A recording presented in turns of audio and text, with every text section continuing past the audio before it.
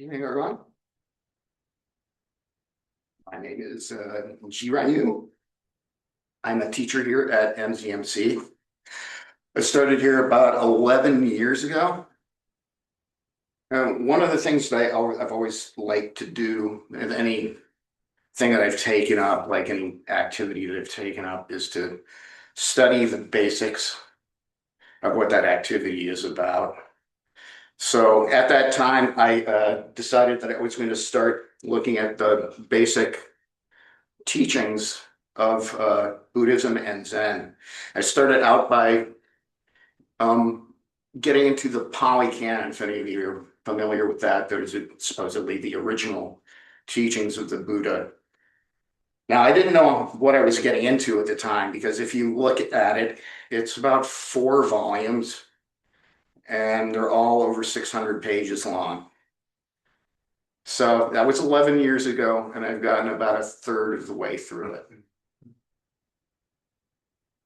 So if you've been around here for a long time, or if you've been here for any amount of time, really, you've probably come in contact with the work of Eihei Dogen, who's the 11th century Japanese monk who's attributed with being the founder of our tradition, the tradition that we study here.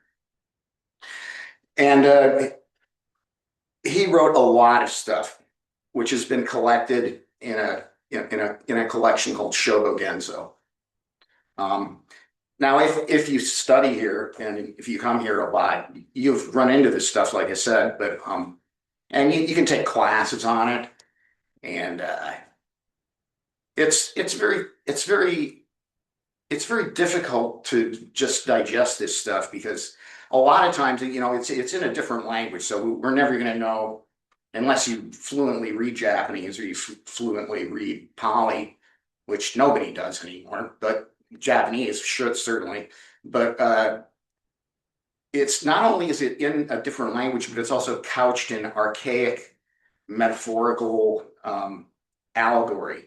So especially with Dogen, I found that it's very good to like look at a bunch of different translations and find something that you can get in touch with, because otherwise it gets very, very, very confusing and very dry. You find yourself reading more footnotes than the actual writing.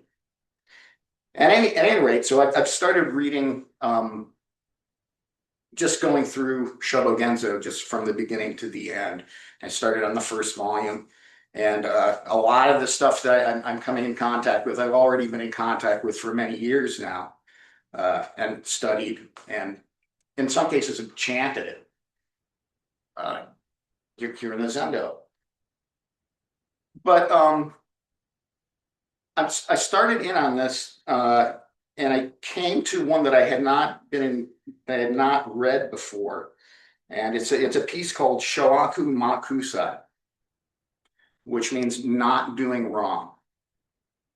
So this is a piece about ethics or morality. This is interesting because it doesn't turn out to be what I thought it would be, which you might think that if you're looking at a Buddhist text about ethics and morality, it might be like a list of things to do and not do. Turns out that's not really what it is, but we'll be getting into that. So I don't know if there were the handouts out there, but I'm just going to go through this first. He starts with this verse that's often attributed to the Buddha, and I'm guessing it's probably from the Pali Canon. I'm not sure, but it's a verse that goes, ancient Buddha said, not doing wrong, doing the many kinds of right, naturally purifies the mind. This is the teaching of the Buddhas.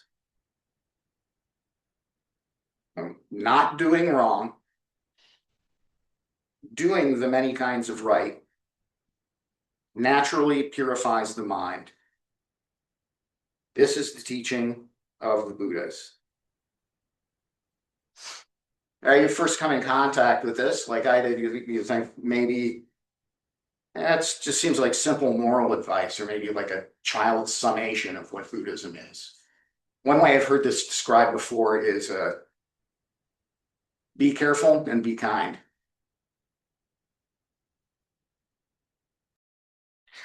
But Dogen's question in his writing is, if this is truly the teaching of the Buddhas, what does this mean? And as he goes through these 4 lines, he doesn't interpret these verses as moral rules. And he treats it as a complete description of what an awakened life looks like. So I'm going to go over these 4 lines the same way that Dogen did and interject with some commentary.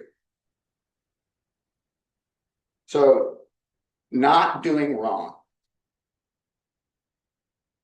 And Dogen simply asks, what does it mean not to do wrong? And here's a quote from Shoaku Makusa. Dogen says, when we act fully, uniting body and mind, then we see the situation clearly just before the moment of action. And we notice the fact we have not done wrong in the back of our mind afterwards.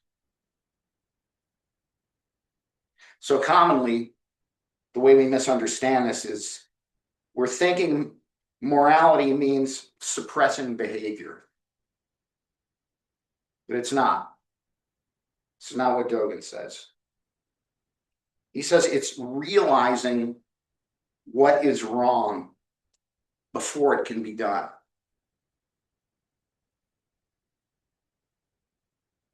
And the second misunderstanding he says that we have is treating evil as a fixed category. And he says it's not. It's dependent on the changing circumstances around it, cultural, social, etc. And his viewpoint is wrongdoing arises through ignorance,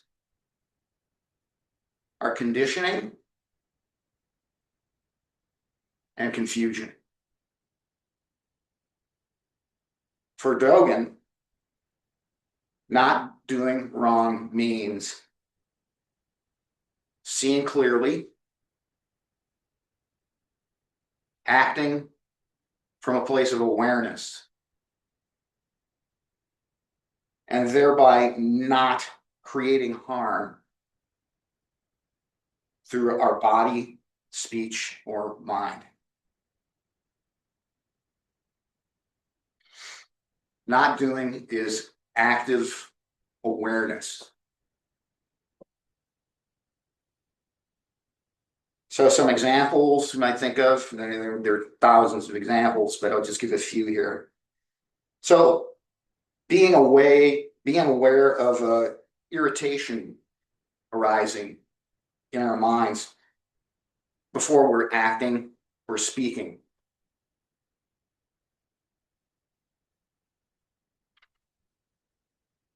Being aware of subtle dismissiveness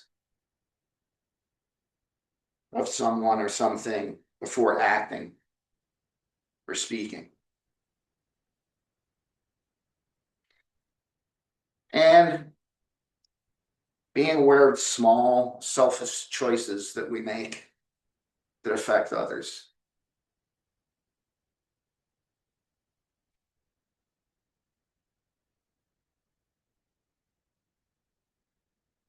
So, wrong begins before action. Our practice allows us to see that moment before that action occurs.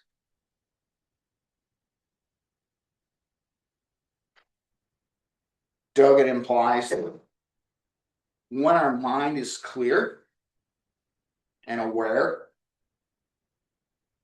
wrongdoing doesn't arise because we see it before it does.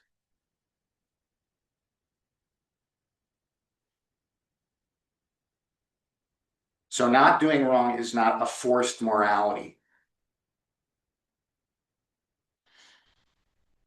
It's the natural functioning of an awakened awareness.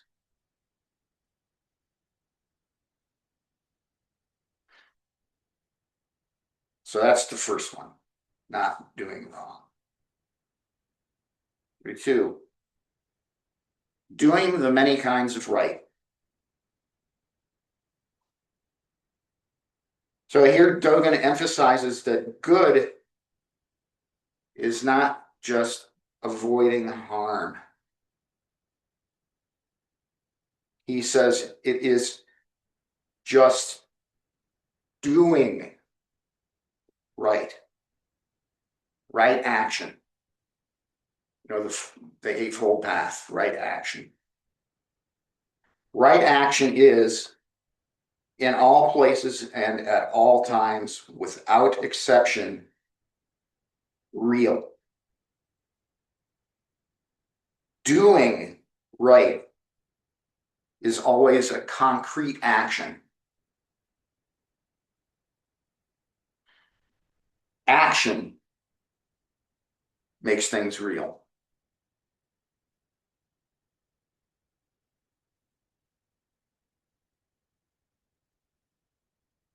So this action is the active expression of a natural compassion.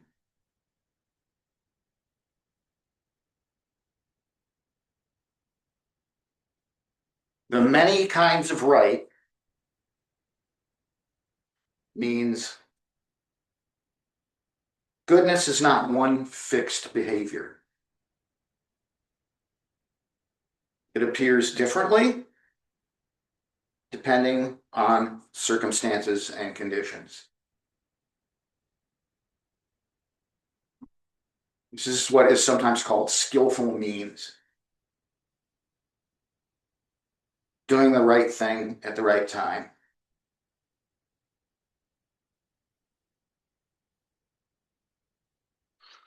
So some examples of this, there could be thousands, but here's a few. Listening carefully.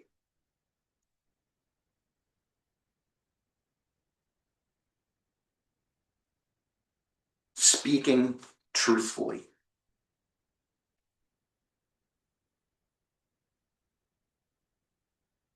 Helping someone in difficulty.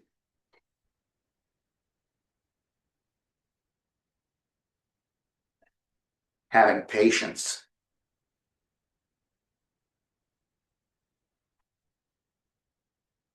Having generosity.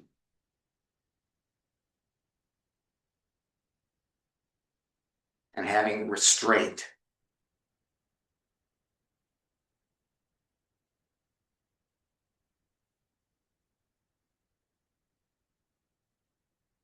So right action is responsive to conditions and circumstances, and it's alive, not fixed. For Dogen, goodness is not an abstract quality. Once again, it's expressed in concrete moments.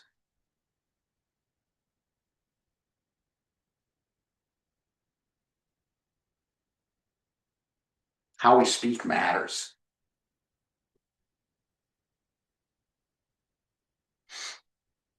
How we listen matters. How we move through the world matters.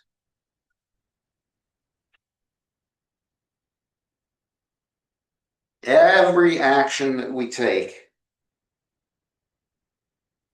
influences the unfolding of reality.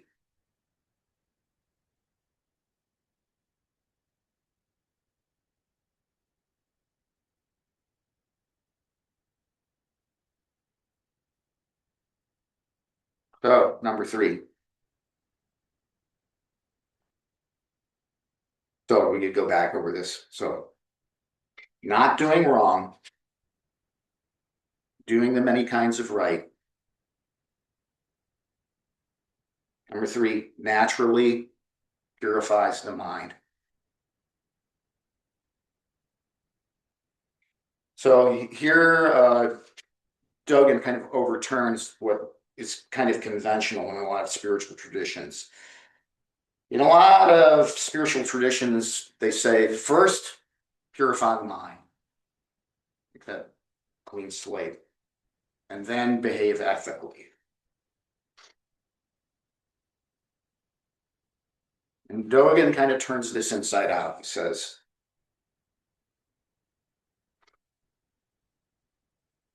doing right naturally purifies the mind, so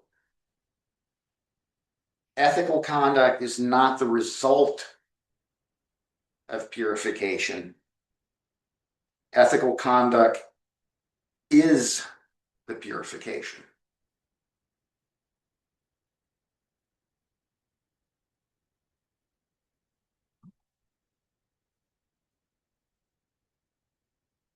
And what's our main practice in Soto Zen Buddhism?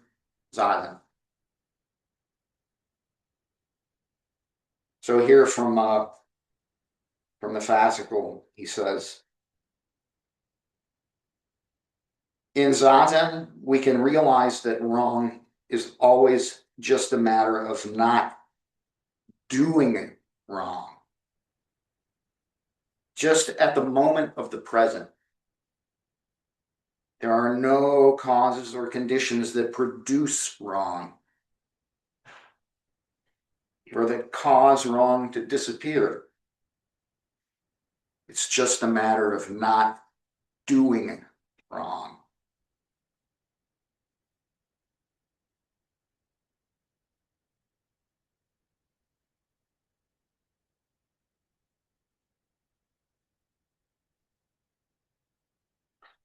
So when we act with care,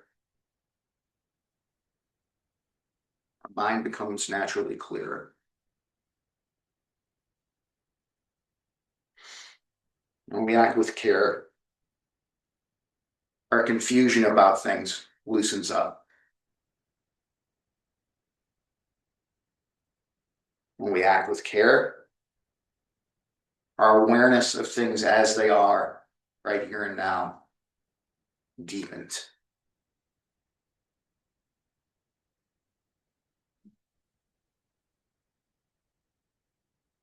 So for Dogen, purification isn't something mystical.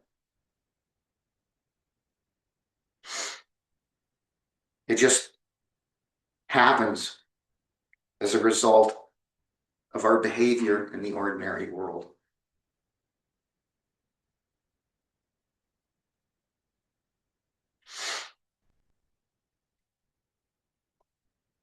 Not doing wrong, doing the many kinds of right, naturally purifies the mind. It's number 4. This is the teaching of the Buddhas. And here, Dogen gives an old Zen teaching story. Sometimes these are called koans. Now, I'm going to read this to you, but I'm going to say you could go off in many directions on interpreting this, but he's using this in a specific sense, which we'll get to. Any koan that you run into is a curious thing. They tend to point back at you. But here's the story. Haku Kyo-e asked his master, "What is the essential point of Buddhism?" And Dorin is his master. Dorin said, Not doing wrong, doing right. Coyote replied, can that be true? Even a 3-year-old child can give such an answer. Then Master Dogen replied, yes, even a child of 3 can give such an answer, but even an old man of 80 cannot practice what the child says.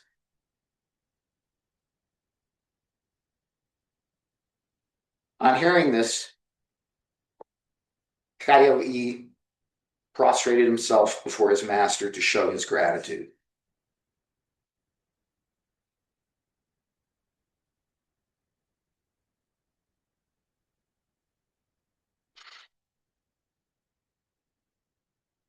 I think what he's getting at, what Dogen is getting at here with introducing this story in this work about Buddhist ethics is, and you may have heard this if you've been around here for a while, it's simple, but it's not easy.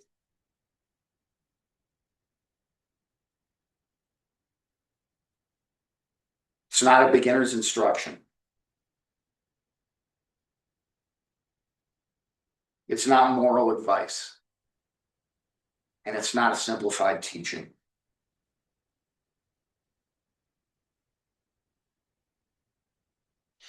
These 4 lines are the teaching of all Buddhas.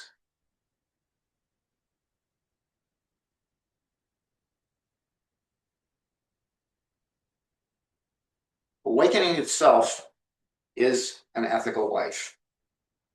And an ethical life is awakening.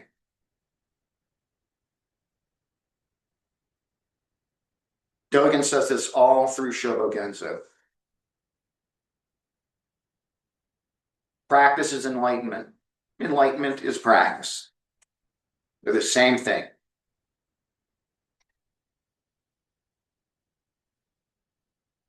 There is no separation between wisdom, compassion, and conduct.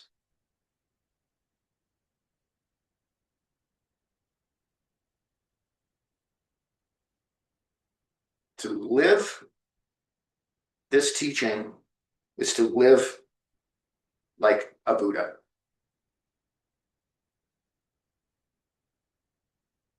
And once again, simple, but not easy.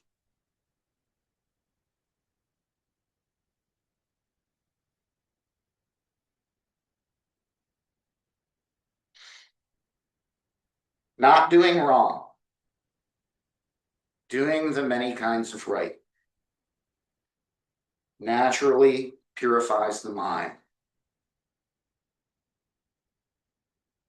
This is the teaching of the Buddhists. These aren't steps. They're one continuous activity.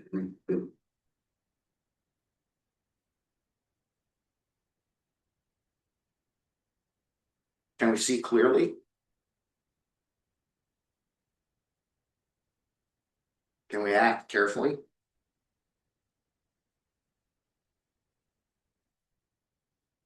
Can we care for the world?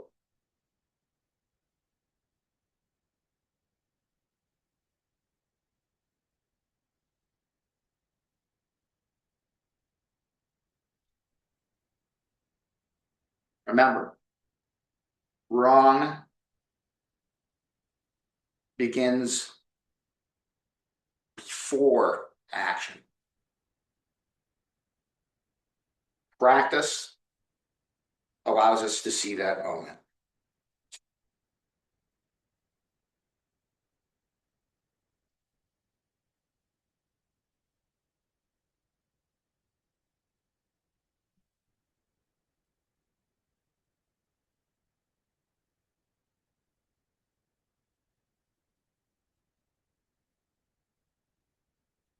So I want to close with a few sort of optional observations.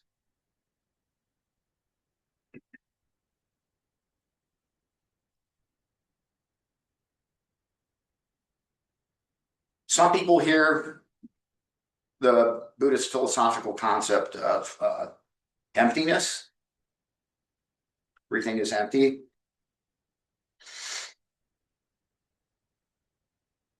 And make the conclusion that good and evil don't matter.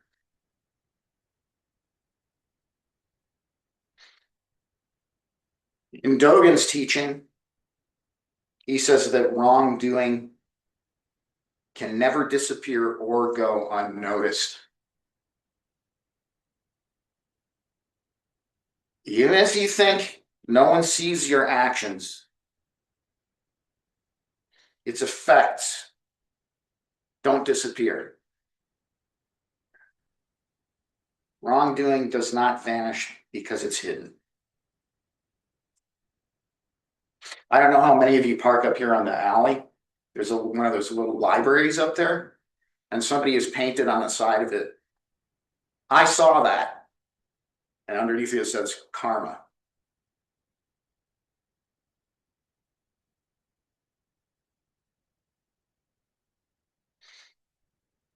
Cause and effect are never lost.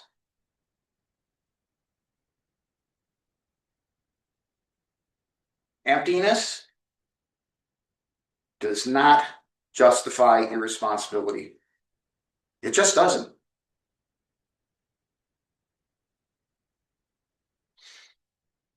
Emptiness and irresponsibility aren't opposed.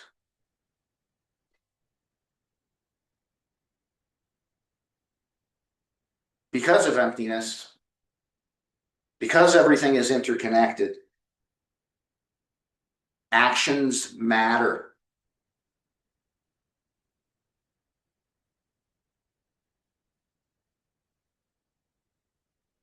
So what Dogen is saying is that though sometimes people think spiritual insight means going beyond good and evil, he's saying that when we deeply see into reality, what we see is that every action has consequences. Every moment shapes the future.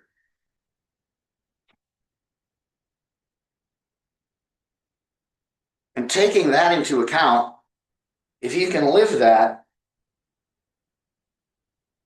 compassion becomes unavoidable.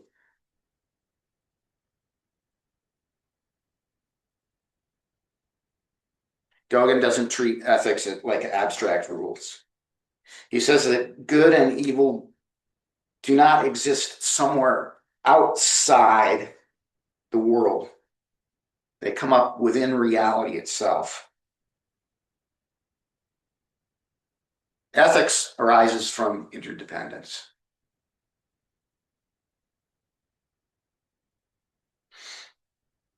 When we understand that our lives are inseparable from others, compassion naturally occurs. Dogen is saying that an ethical life is not about following rules. I mean, we've got rules, we've got precepts and vows that we take, especially if you're like a priest like me. But what it's really about is the intimate awareness of reality.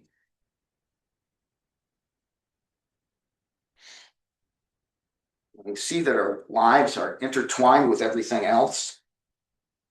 Harming others feels like harming ourselves.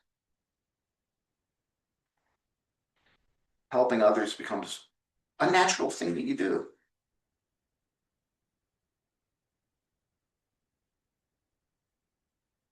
Not doing wrong is not just morality.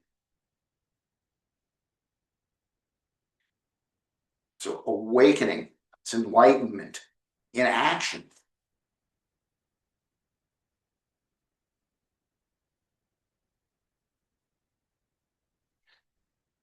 Dogen is reminding us that awakening is not separate from ordinary life.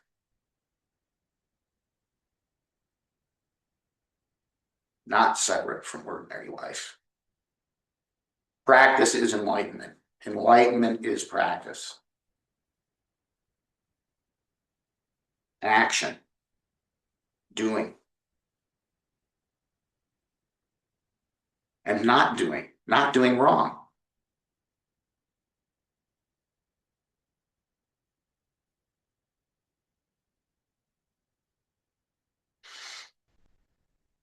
Not doing wrong. Doing the many kinds of right. Naturally purifies the mind. This is not philosophy. It's how Buddhas live in the world.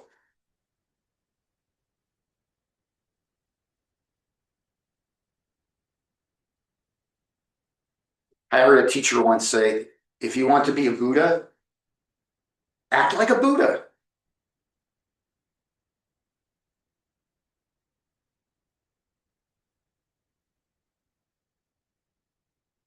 Here's an instruction for acting like a Buddha.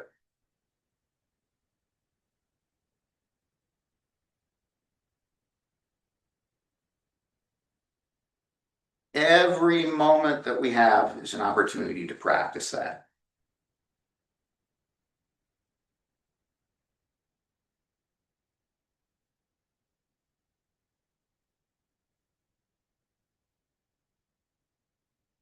And that's what I have to say tonight.